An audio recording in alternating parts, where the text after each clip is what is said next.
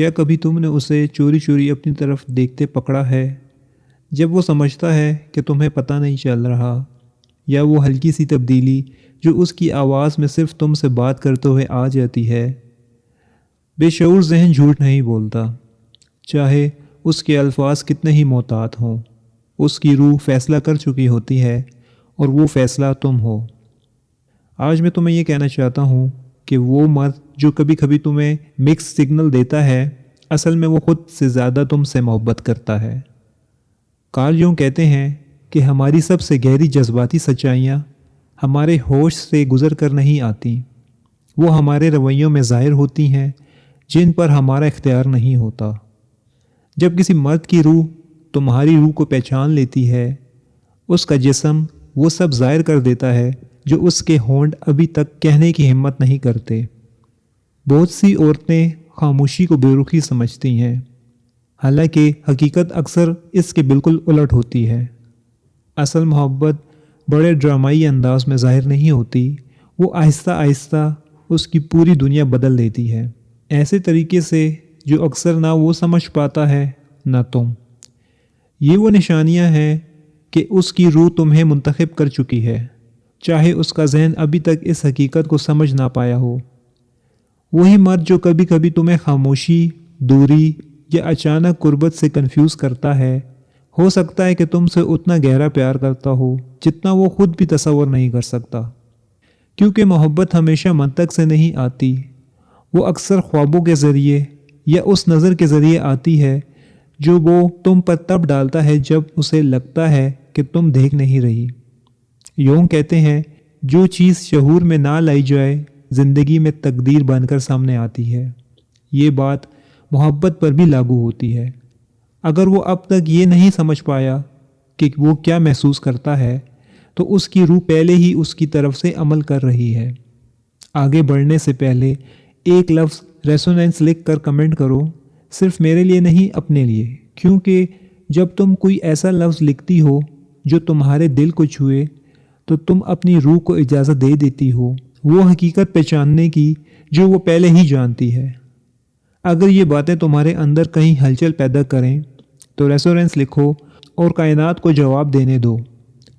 اب آؤ دیکھتے ہیں کہ وہ نشانیاں جو ایک مرد کے دل کی گہرائیوں سے ظاہر ہوتی ہیں، چاہے وہ زبان سے کبھی نہ کہے۔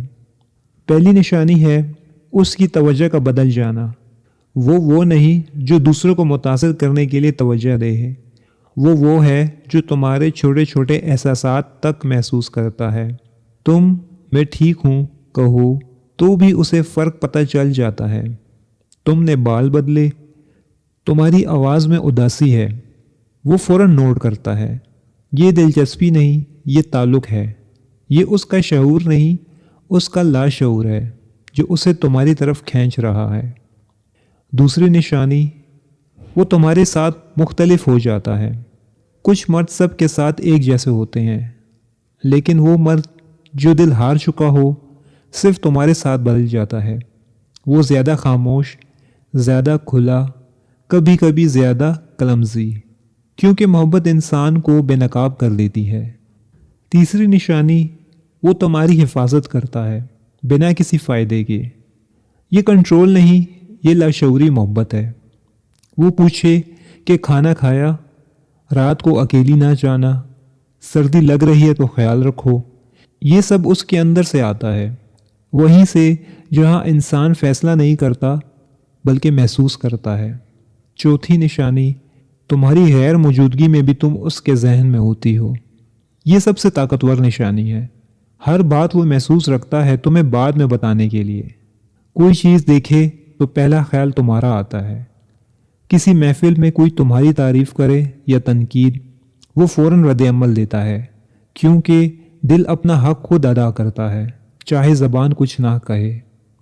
پانچویں نشانی، اس کی زندگی کی سمت بدلنے لگتی ہے۔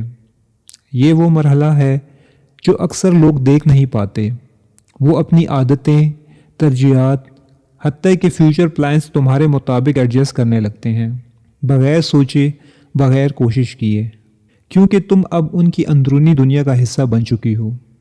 چھٹی نشانی، وہ تمہارے جذبات سے جڑ جاتا ہے۔ تم خوش ہو وہ مسکراتا ہے، تم اداس ہو، وہ بے سکون ہو جاتا ہے۔ وہ شاید پوچھے تم ٹھیک ہو، لیکن تم اس کی خاموشی میں دیکھ لو گی کہ تمہارا دکھ اس کا دکھ بن چکا ہے۔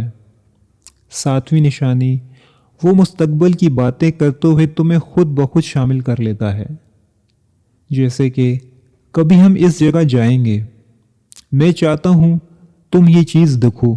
وہ کہنے کی کوشش نہیں کر رہا، وہ محسوس کر رہا ہے کہ تم اس کے مستقبل میں ہو۔ تو آخر میں میرا پیغام یہ ہے کہ جب روح کسی کو چن لے تو باقی سب صرف وقت کا معاملہ ہوتا ہے۔ لفظ شاید دیر سے آئیں، محبت پہلے ہی فیصلہ کر چکی ہوتی ہے۔